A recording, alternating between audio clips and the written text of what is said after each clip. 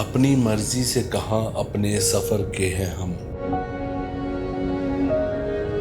रुख हवाओं का जिधर है उधर के हैं हम। आज मैं आपको जिस सफ़र पे लेके जा रहा हूँ, शायद ये भी मेरी ज़िंदगी के मुश्किल तरीन सफ़रों में से एक सफ़र है,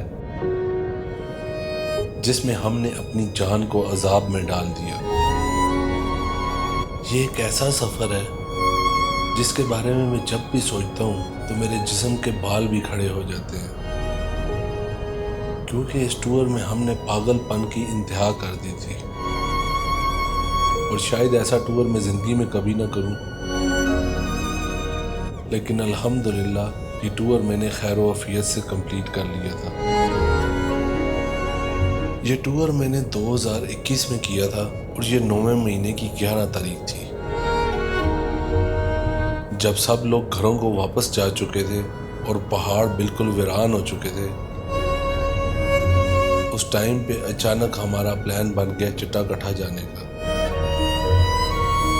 हम 3-4 दोस्त मुख्तलिफ इलाकों से, मैं एबटाबाद से, 2 दोस्त पंजाब से और एक दोस्त कोयटा बलूचिस्तान से, हम चारों जमा हो गए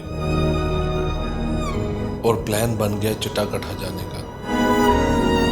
क्योंकि चट्टागठा झील 13,000 फीट की बुलंदी पे वाक़या है, इसलिए ये झील चंद महीनों के लिए ही खुलती है और बाकी साल ये इस बर्फ की सफ़ेद चादर ओढ़ के सो जाती है और इस झील तक जाने का कोई तसव्वुर भी नहीं कर सकता। पहाड़ों पे बर्फबारी हो चुकी है, ऊपर चोटियां आपको नजर आ रही होंगी, वाइट हो गई हैं और पहाड़ के नीचे सीधा मतलब ये दरिया है, बस ऊपर से बंदा नीचे गया सीधा दरिया में बस। फाइनली एक स्टॉप पे हम पहुंचे हैं और यहाँ पे माहौल बन गया। बारिश फुल स्पीड से जारी है और सफ़र का आगाज़ है यहाँ से। क्यों गाइस, आप लोग रेडी हैं? नहीं, इस टाइम पे इतनी बारिश में नहीं, बहरहाल एक पार्टी आई थी, लेकिन उस वक्त मौसम ठीक था, मौसम बिल्कुल खुशक था। वो कितने बजे पहुंचे थे? वो भी 11:30 बजे पहुंचे थे। पर हम तो 1 बजे आप लोग 1 बजे पहुंचे हैं। हम ये देखें क्या पोजीशन चल रही है इस वक्त आपके सामने। यहाँ पे पानी का बहाव बहुत तेज़ है और स्लिपरी भी बहुत ज़्यादा है, बहुत डेंजरस हुआ हुआ ट्रैक। रास्ता भूल गए, बड़ी टारे उधर लगाए भाई, उधर राइट साइड। और शहरयार भाई, आप क्या कहते हैं जी, किसकी साजिश है?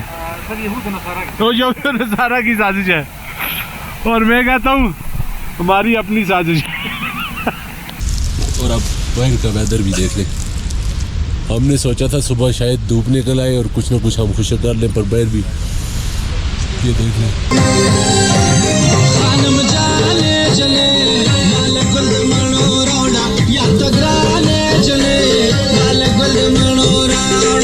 चारों की तो इस ट्रैक पे लाइनें लगी हैं। चट्टागठा पर हमने चढ़ाई की, चट्टागठा ने वापस हम पे चढ़ाई कर दी। जो बर्गर खाने वाले होते हैं वो रास्ते से वापस हो जाते हैं। यहाँ पे अगर आए, पहले तो एजेड बंदे, तो मैं कहता हूँ कोशिश ही ना करें, इस तरफ की बहुत मुश्किल है। अभी यहाँ पे एक कोई ग्लेशियर गिरा है। एबटाबाद से मुजफ्फराबाद तक मैं अकेला गया और मुजफ्फराबाद से आगे इन दोस्तों ने मुझे ज्वाइन कर लिया। मैं पहुंच चुका हूं इस वक्त मुजफ्फराबाद सिटी और मुजफ्फराबाद का इस वक्त इतना प्यारा व्यू बना हुआ है, मैं आपको क्या बताऊं, आप खुद ही देख लें।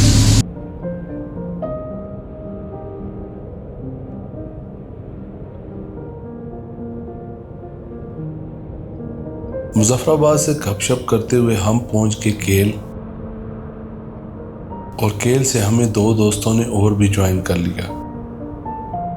मुजफ्फराबाद से केल तक तकरीबन 7 से 8 घंटों का रास्ता था, जो कि सारा आपको नीलम वैली के साथ साथ करना होता है।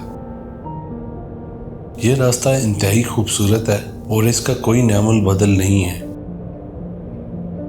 एक तरफ इंडिया से आता हुआ खूबसूरत दरिया और दूसरा सराउंडिंग में बहुत बड़े बड़े दरख्त और ऊंचे पहाड़। ये नीलम वैली को बहुत ही खूबसूरत बना देता है। नीलम वैली का रास्ता मेरे ऑल टाइम फेवरेट रास्तों में से एक है। हम जा रहे हैं आज चिटाकटा की तरफ। अभी हम निकले हैं केरन से, तो हम इंशाल्लाह नॉन स्टॉप जाएंगे अभी चिटाकटा की तरफ। और जो हमारा आज का पहला स्टे होगा, इंशाल्लाह हम ट्राई करेंगे कि हम डक वन तक जाएं। दोस्तों का एक दूसरे के साथ अच्छी इंट्रोडक्शन हो रही है, हम लोग एंजॉय कर रहे हैं, तो फर्दर भी एक्सपेक्ट करते हैं एंजॉय करेंगे इंशाल्लाह। चिटाकटा हमारा बहुत पुराना ड्रीम था और सलान भाई पूरा करवा रहे हैं इंशाल्लाह। खैर केल पहुंच के यहाँ से आगे हमने तकरीबन 4 घंटों का सफर शाउंटर वैली तक करना था। यहाँ से आगे रास्ता बहुत ज्यादा खराब है, लेकिन उस वक्त लगभग मेरी एज 33-34 साल थी, इसलिए मैं ज्यादा जज्बाती होता था। तो हम मगरिब के करीब वहां से गाड़ी लेके चल पड़े। रास्ते में शाउंटर के खूबसूरत पुलों के ऊपर वीडियोस बनाते हुए हमने और भी टाइम वेस्ट कर दिया और 3-3.5 घंटे मुसलसल ऑफ रोड ड्राइव करने के बाद फाइनली एक स्टॉप पे हम पहुंचे हैं और यहाँ पे मॉल बन गए।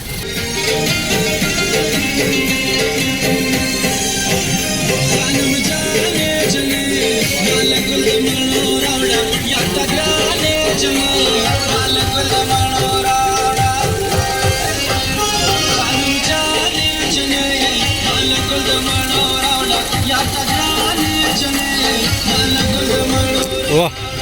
अब यहाँ से हमारा सफर स्टार्ट होता था चिटाकटा लेक की तरफ और यहाँ से आगे थी सारी की सारी ट्रैकिंग।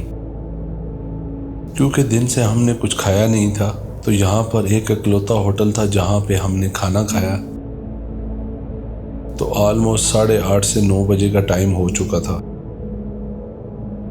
पहाड़ के नीचे सीधा मतलब ये दरिया है, बस ऊपर से बंदा नीचे गया सीधा दरिया में, बस अच्छा वो दरिया में चला गया। ये ग्लेशियर का पानी है, 2 मिनट के ज्यादा ऊपर बंदा नहीं रह सकता। सरदार जी वो तो नहीं जो इस तरह ऊपर चढ़ना है। हाँ बिल्कुल बिल्कुल ऐसे। इसके यार सुमान के व्लॉग में देखा है, फैसल खड़ा और ऐसे खा रहा है। वो कितने मिनट की हाइक है वो जगह? तकरीबन 20 मिनट की।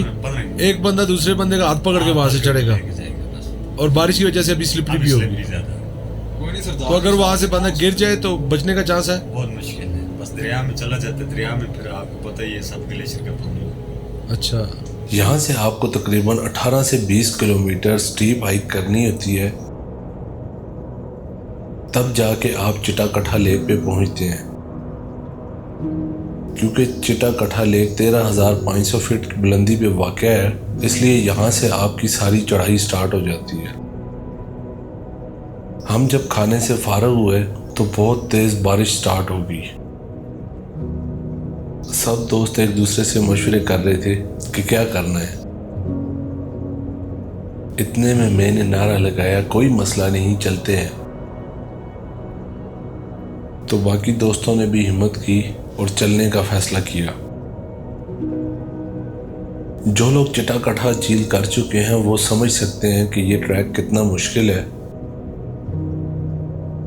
क्योंकि इस ट्रैक को अगर आप दिन को भी करें तो आपकी पूरी हालत कर देता है। और हम तो रात 9 बजे यहाँ जाने का फैसला कर रहे हैं और दूसरा हमारे पास बरसातियां भी नहीं थी। खैर हमने भीगते हुए बारिश में चलने का फैसला किया और निकल पड़े अल्लाह का नाम लेके। 10:06 हो चुके हैं और टीम हमारी रेडी हो चुकी है, सब शूज़ पहन चुके हैं। आज हम हिस्ट्री दोबारा से तारीख रकम करने लगे हैं और इंशाल्लाह रात 10:06 पे हम चिटाकटा के लिए निकल चुके हैं। जूते शूते पहन लिए हैं, अब अल्लाह के हवाले। वेदर की कंडीशन में आपको दिखाता हूँ। बारिश लगी हुई है और अच्छी खासी तेज़ बारिश है, आवाज़ से आपको पता चल रहा होगा। और इस बारिश में हम जाएंगे इंशाल्लाह चिटाकटा लेक। तैयारी हो रही है, ये चेक करें, सीमेंट के तोड़े में इन्होंने बैग को पैक किया है। अब इसको ये लगाएंगे कंधे के साथ। कैसा लगाएं जी इरफान भाई, ज़रा पता चले। ये आगे मुड़े ज़रा, बैग हमें दिखाएं ज़रा, ये क्या आपने जुगाड़ बनाया? कौमी सीमेंट, वाह, अच्छा फौजी सीमेंट।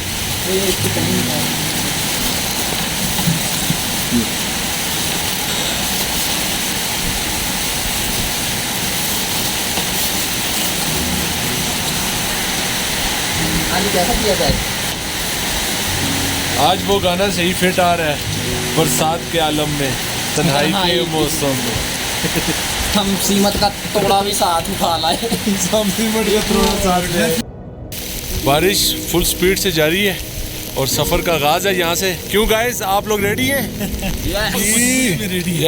चले जी, बिस्मिल्लाह करें जी। उस वक्त 2021 में मेरे पास बहुत अच्छे कैमरे तो नहीं थे, लेकिन फिर भी मैं जो कैप्चर कर सकता था वो मैंने कैप्चर किया। अंधेरा होने की वजह से शायद मैं आपको वो सब कुछ तो ना फील करवा सकूं जो हमने मौके पे किया है, लेकिन मैं कोशिश करूंगा कि जो आपको बता सकता हूं वो जरूर बता। रात के हम 1 बजे पहुंचे हैं यहाँ पे और शदीद बारिश में हमारा सब कुछ गीला हो चुका है। भाई आप ये बताएं, आज से पहले कोई आपके पास इस टाइम पे कोई बंदा पहुंचा है? नहीं, इस टाइम पे इतनी बारिश में नहीं, बहरहाल एक पार्टी आई थी, लेकिन उस वक्त मौसम ठीक था, मौसम बिल्कुल खुशक था।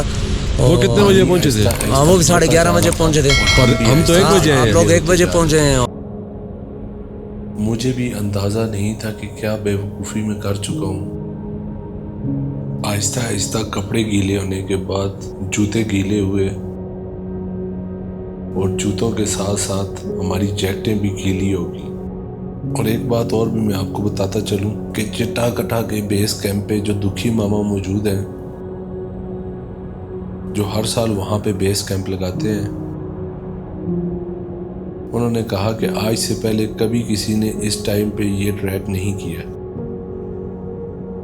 क्योंकि किसी मुकामी ने भी आज दिन तक इतनी लेट नाइट ये ट्रैक नहीं किया, क्योंकि बकौल दुखी मामा के कि यहाँ से जिन्नात ऊपर से पत्थर मारते हैं।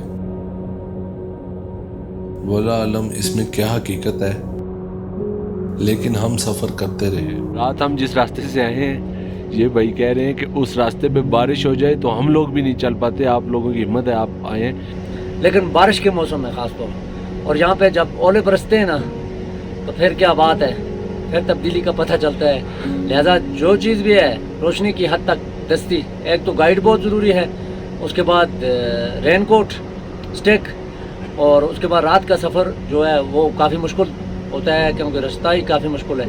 इसलिए रात का सफ़र करने से परहेज करें। और बारिश में तो करना नहीं चाहिए, आप ये कहते हैं। जैसा कि हमने किया है, बारिश में रात को हम 1 बजे आए हैं, ये कहते हैं कि रात को 1 बजे मत आए, इससे जिंदगी की शहर में तो मौसम 15 मिनट 20 मिनट ख़राब होता है। यहाँ तो 18 दिन 15 दिन 10 दिन हफ्ता 4 दिन 3 दिन, ये कोई गारंटी नहीं है कि अभी 5 मिनट बाद मौसम साफ हो जाएगा।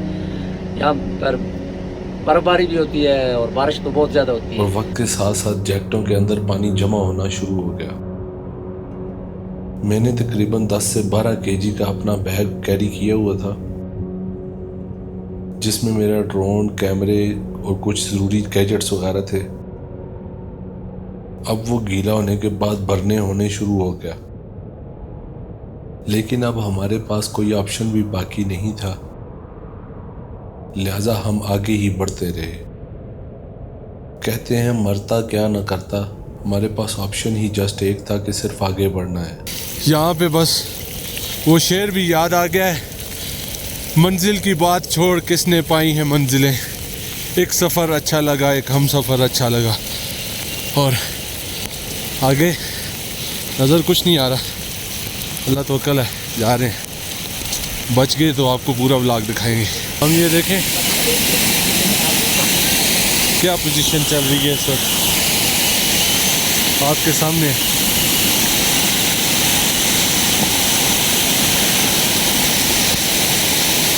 जूतों में भी पानी चला गया, गीले हो गए, और बस 11 बज चुके हैं, मंजिल की तरफ रवां दवां है।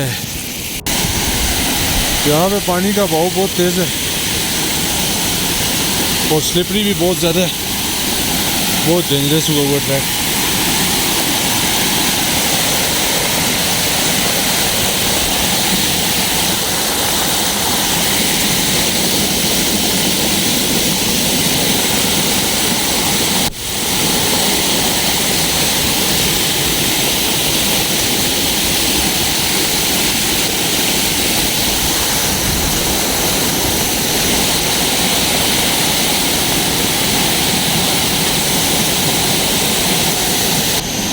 अभी हम नीलम रिवर के बिल्कुल पास से जा रहे हैं और ये बहुत डेंजरस जगह है। यहाँ से अगर ज़रा सी स्लिप हो गई तो ये नीचे दरिया है और कुछ भी नहीं मिलना। करने पानी का बहाव बहुत तेज़ है और हम पुल के ऊपर से जा रहे हैं। बिस्मिल्लाहिर्रहमानिर्रहीम।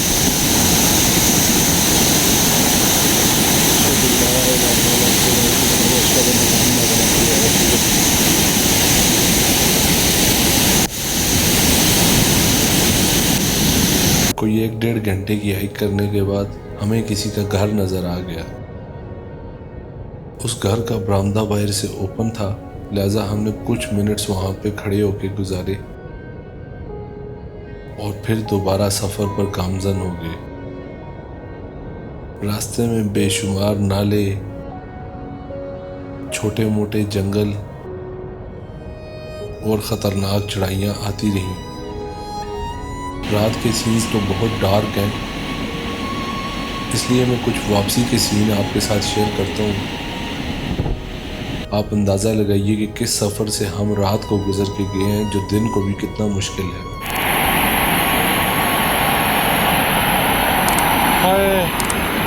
एक बज चुका है रात का और अभी भी हम चल रहे हैं।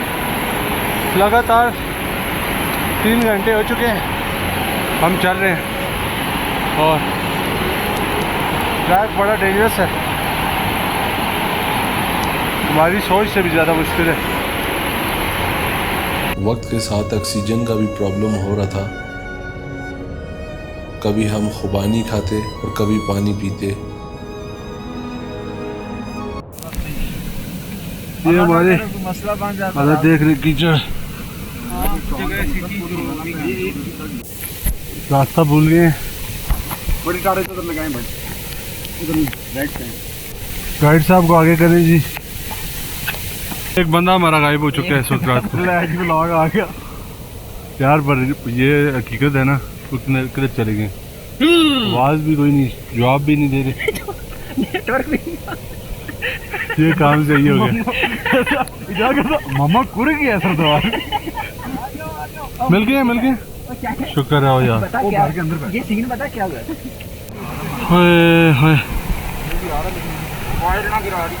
ये भाई कह रहे थे रश लेक सबसे मुश्किल ट्रैक इनको लग रहा था, बट आज ये कह रहे हैं कि ये उसका भी बाप है ये ट्रैक। अरसलान भाई क्या कहते हैं जी? जो करा रहा है अमेरिका करा रहा है। वंडरलस्ट के आगे साइंस फेल है। ओ साइंस फेल हो गई है और ये दूसरे भाई कह रहे हैं जो करा रहा है अमेरिका करा रहा है, साजिश है। और शहरयार भाई आप क्या कहते हैं जी, किसकी साजिश है? सर यहूद तो यहूद नसारा की साजिश है। रात तकरीबन 1 बजे हम जब पहुंचे डक 2 पे तो माइनस में टेम्परेचर था और इतनी तूफानी बारिश हुई थी कि कैंपों के अंदर भी पानी चला गया था। जब हमने उनसे रिक्वेस्ट की कि हमें आग जला के दी जाए तो उन्होंने कहा कि लकड़ियां भी गीली हो चुकी हैं। क्योंकि सीज़न ऑफ हो चुका है, इसलिए बेस कैंप के ओनर भी यहाँ से वाइंड अप करके नीचे जाने की प्लानिंग में थे और उनको उम्मीद नहीं थी कि इस ऑफ सीज़न में कौन यहाँ पे ऊपर आएगा। ये जो बेस कैंप है ये भी सैलाब है। फाइनली पहुंच चुके हैं हम बेस कैंप पे, डेक 2 इसका नाम है, डेक 1।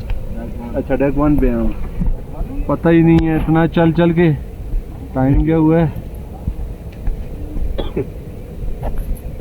जी शहरयार भाई क्या पोजीशन है? हाय अरसलान भाई, शहरयार भाई बच गए हैं इस वजह से, रेनकोट की वजह से जी। हालत जो है ना हमारी पतली हो गई है, पतलियां लेक की तरह। गाइस फाइनली हम डेक 2 पे पहुंच चुके हैं, चटा खटा के डेक 2 कैंप पे, और सब कुछ गीला है, नीचे भी गीला है, साइडों पे भी गीला है। शुक्र है हमें बिस्तर खुशक मिल गए थे और खुश्क बिस्तरों के अंदर हम घुस गए और बहुत ठंड है, बाहर बारिश लगी है और अंदर हमारी हालत टाइट है। बाकी अरसलान भाई कुछ कहना चाहेंगे आप व्यूअर्स से? नहीं सॉरी। तो आप कुछ कहना चाहते हैं भाई? मैं बस यही कहूँगा कि चिट्टा कट्टा आएंगे तो रात को ना आइएगा, और बारिश वाला रिस्क कभी ना मेरे हाथों के करीब करें, ये हाथों मेरे पे देखे झुर्रियां पड़ गई हैं जैसे 70 साल के बंदे। भाईजान जो भी कह लो, बहुत मजा आ गया आज का मजा आ गया यार। वो मैं क्या सर क्या हो गया, निकालना नहीं। Thank you. बाकी के सीन सुबह दिखाता हूँ आपको। अल्लाह हाफिज़। कोई सीन शीन नहीं, पूरा छुट्टी करो। मैं जा रहा हूँ बाहर। ये धुआं जो निकल रहा है ये हमारे मुंह से निकल रहा है। सुसु आ रहा था आपको, ये देखें, नजर आ रहा होगा आपको। सुसु करना शरीफ भाई आपने सुसु सुसना वाले यार, सुसु करना हुआ तो कैंप के अंदर ही करूंगा, अपने बिस्तर के अंदर। आज मैंने बाहर नहीं निकलना।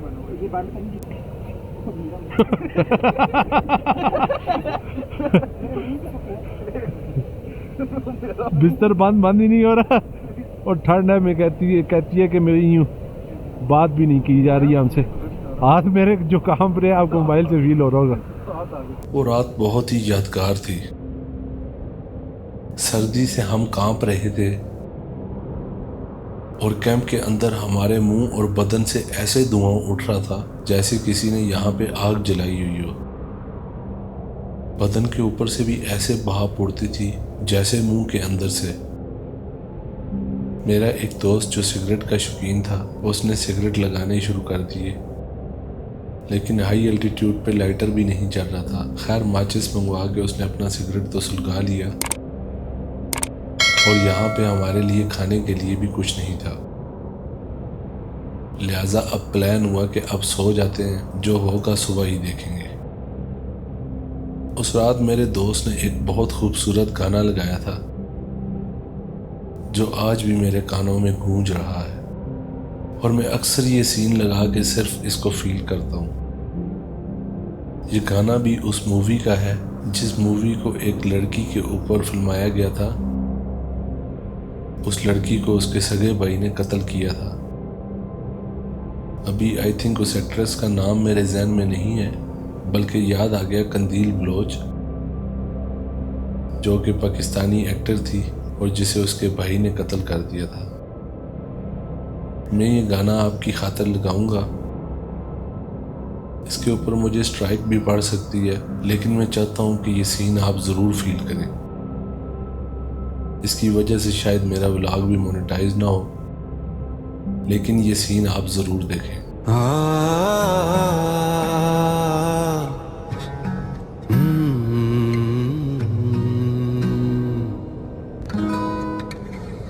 धूल उड़ती है या तन्हाई,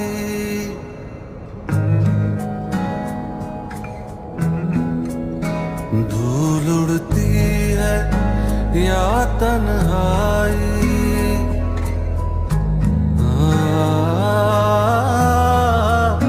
धूल उड़ती है या तन्हाई, हर पल तड़पत मन सौदाई,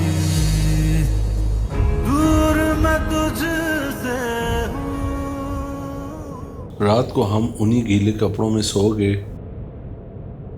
मैं तो ज़रा सख्त जान था, सो गया, लेकिन मेरे दोस्त सारी रात बैठे रहे। सुबह उठने के बाद और भी ज़्यादा ठंड लग रही थी, लिहाजा हमने जो अपने पास कपड़े थे वो बाहर निकाल के पत्थरों पर डाल दिए। घंटे सवा घंटे में तकरीबन कपड़े खुश्क हो गए, क्योंकि यहाँ पे एक तो ठंड ज़्यादा थी, दूसरा हवा भी तेज़ चल रही थी। इस वजह से भी यहाँ पे जल्दी कपड़े खुश्क हो जाते हैं। अपनी ज़िंदगी का सबसे बेस्ट एडवेंचर किया है हमने रात को। अभी हमारी आंख खुली है, मेरी मतलब आंख खुली है, बाकी ये बेचारे भी तो सो ही नहीं सके क्योंकि मैं तो गीला ही सो गया था। ये कह रहे हैं कि एक बंदा खराटे ले रहा था, तो मैं कुछ खराटे ले रहा था। बाकी ये जो भाई हैं ये बेचारे फायरिंग वगैरह की है इन्होंने, बाकी कुछ भी नहीं किया, सोए भी नहीं है। तो बाकी हालत अभी भी ख़राब है अंदर से स्लीपिंग बैग, क्योंकि हम गीले ही घुस गए थे बिस्तर के अंदर और फुल गीले हैं पूरी। और पोजीशन आपके सामने ही है। कांप रहे हैं सर्दी से, कपड़े भी गीले हैं, जैकेट गीली है, जूते पानी से फुल भरे हुए हैं। जूते पहन नहीं सकते। ये एक ही सैंडल थी, वो ले गया अरसलान भाई। और अब बाहर का वेदर भी देख ले। हमने सोचा था सुबह शायद धूप निकल आए और कुछ ना कुछ हम खुश कर लें, पर बाहर भी ये देख लें, ऊपर चटाकटा की चोटियाँ आपको नज़र आ रही होंगी। ओ यार बाहर भी सख्त सर्दी ये भी इधर आते यार। और हमारी बुरी हालत। सुसु करने के लिए ओपन एयर जा रहा हूँ, जहाँ पे पहाड़ों पे बर्फबारी हो चुकी है। ऊपर चोटियाँ आपको नज़र आ रही होंगी, वाइट हो गई हैं। और अभी भी हमारा 6-7 घंटे का ट्रैक बाकी है। चटाकटा अब हम पता नहीं पहुँच सकते हैं कि नहीं, क्या सीन बनेगा, कैसे पहुँचेंगे। छोड़ना तो हमें नहीं है, जाएंगे। आज हमने जाना है, ये जो आपको पहाड़ की चोटियाँ नज़र आ रही हैं, इसकी बैक साइड पे चटाकटा ले। अभी यहाँ से 3-3.5 घंटों का रास्ता और है। अभी यहाँ से उड़ाते हैं ड्रोन, आपको दिखाते हैं कुछ शॉट्स।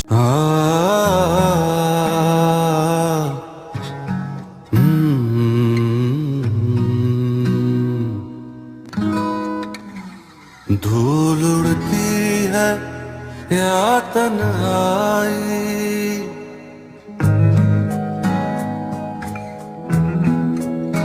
धूल उड़ती है या तन्हाई,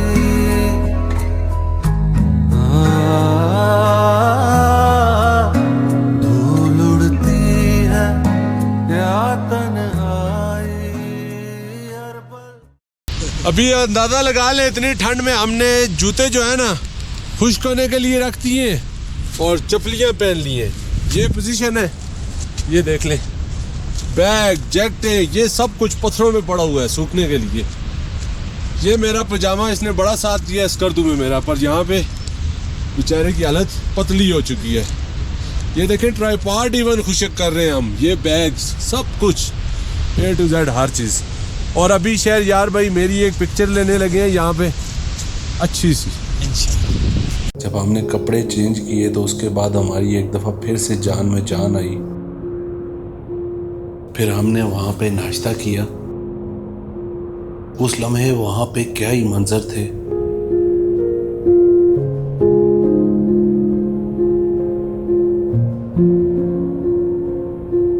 इतने में उस बेस कैंप पे मौजूद दुखी मामा ने म्यूजिक ऑन कर दिया, जिससे वहाँ माहौल ही चेंज हो गया। हर शख्स खुशी में झूमने लगा। मैं भी वहाँ पे नाचने गाने लगा और एंजॉय करने लगा।